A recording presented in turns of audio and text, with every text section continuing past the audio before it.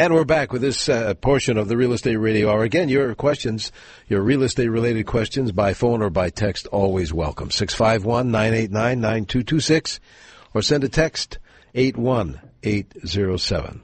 Here again is Chris and Andy and gang. Yeah, well, we wanted to get Garth Johnson with the Realty House and Minnesota REO experts in as soon as we could at the start of the year, just so we could kind of talk about what's going to happen with bank short sales and what else is kind of happening in the foreclosure market.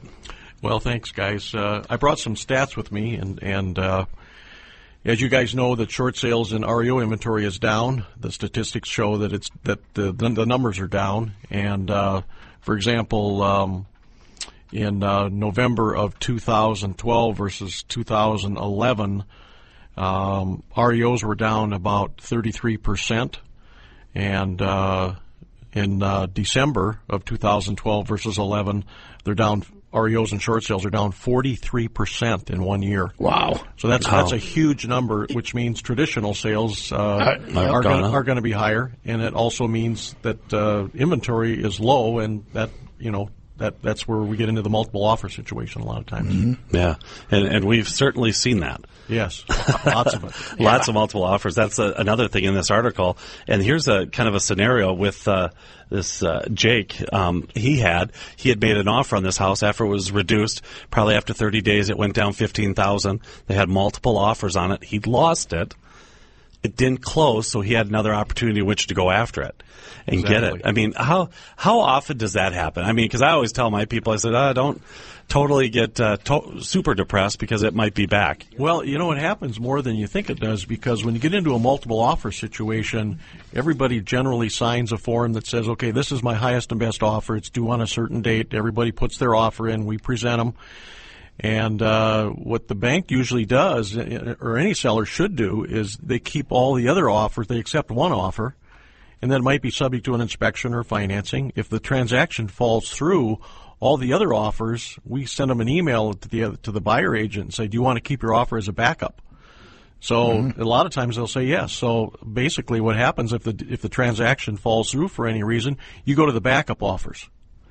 And a lot of times that's how these people end up getting the house. Yeah, well, a lot of people, I mean, and Andy, I know you've had that too, where, oh, geez, there's, we find out, we want this house, and then we find out there's 3 other offers on it, and how many times have you had a client, Andy, that says, you know what, well, forget it. I don't want to get into that kind of a bidding war. Yeah, but that's where I say, find a good agent, because, I'm not afraid of multiple offers. I mean, and then Garth and I were, before the show, kind of talking about that, and I think maybe Garth, you enlighten us a little bit on what are you seeing with offers what makes an offer better than another in the eyes of a bank receiving those offers in multiple offer situations? What's the best to do?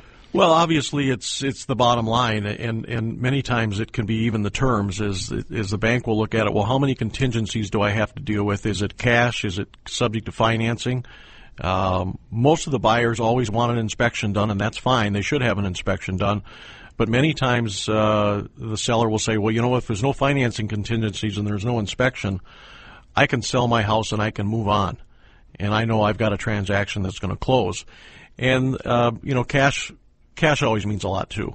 Obviously, if there's not a financing contingency, that means a lot too. But most of the offers we get do have a financing contingency. There aren't that many cash buyers out there unless you're dealing on an investor property where they're usually all cash. So on some of your listings, Garth, where they have the contingency on the front end, where the bank says for the first 14 days it's owner occupant only, and you're dealing with consumers and they all have FHA financing. In that situation, what are we, other than cash? If cash isn't an option, do banks prefer FHA over conventional? Do they prefer or what are you seeing?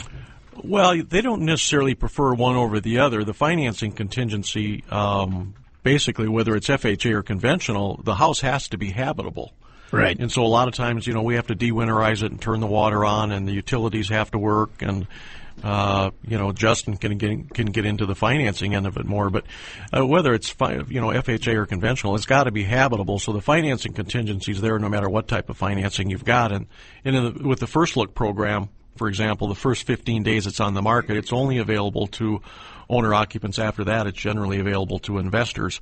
An investor can still make an offer on it, but it'd be really considered a backup offer. Yeah.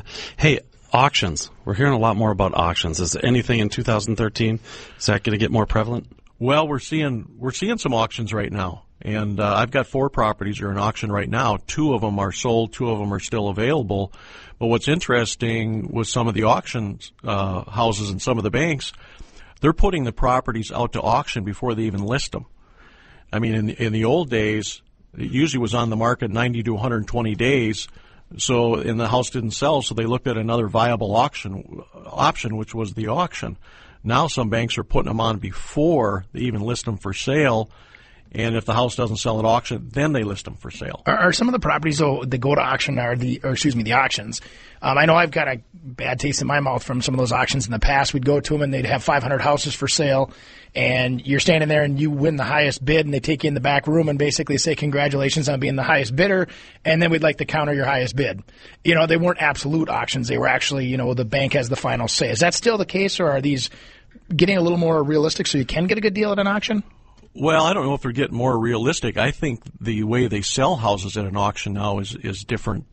First of all, most of them have a reserve.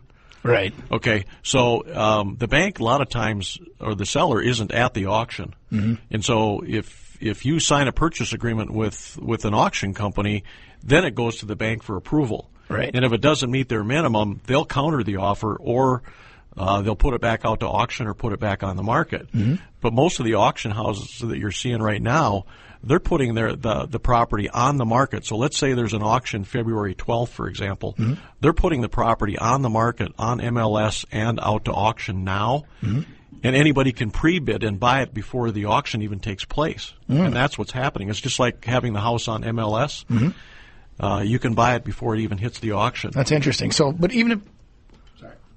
Go ahead. I was just going to say... Finish your thought. The last thought I was going to say is that, you know, those of you that have real estate agents that you're working with out there in the field too, you can bring your agent with you to these auctions, and they can register you at the auction. They can help guide you and make sure that you're making a sound decision, and they still get paid usually at the auction. So just food for thought. All right, very good. And I want to alert Julie in Minneapolis. You're going to be our next caller, so we'll take a bottom of the hour break real fast and be right back with more of the Real Estate Radio Hour here on 830 WCCO.